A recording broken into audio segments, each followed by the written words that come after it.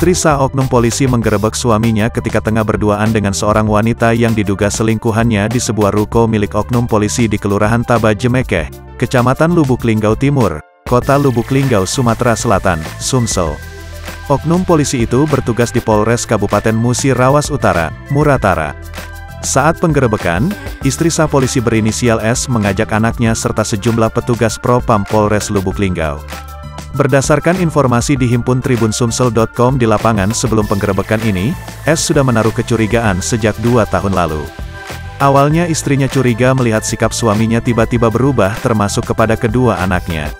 Upaya S untuk membuktikan suaminya selingkuh selalu gagal, karena suaminya selalu berkelit.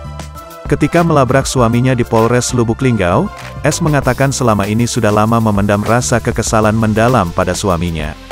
Dalam rekaman video amatir yang beredar di media sosial, medsos, Kota Lubuk Linggau, aksi penggerebekan itu terjadi pada Minggu, tanggal 9 Januari tahun 2022, malam sekitar pukul 2 waktu Indonesia Barat dini hari.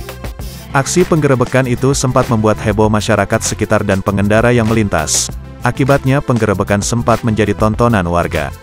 Pasangan itu langsung diamankan ke Mapolres Lubuk Linggau dengan menggunakan mobil Grand Livina milik oknum polisi sendiri. Ketika berada di Mapolres Lubuk Linggau, S istri polisi langsung meluapkan amarahnya memaki suaminya. Di hadapan Propam Polres Lubuk Linggau, S berharap Kapolres Muratara pimpinan tempat suaminya berdinas dan Propamnya segera memproses perkara ini dengan adil mungkin. Kasih Propam Polres Musi Rawas Utara, Ibda Marhan Saputra membenarkan oknum polisi tersebut adalah anggota kepolisian resor di daerah ini.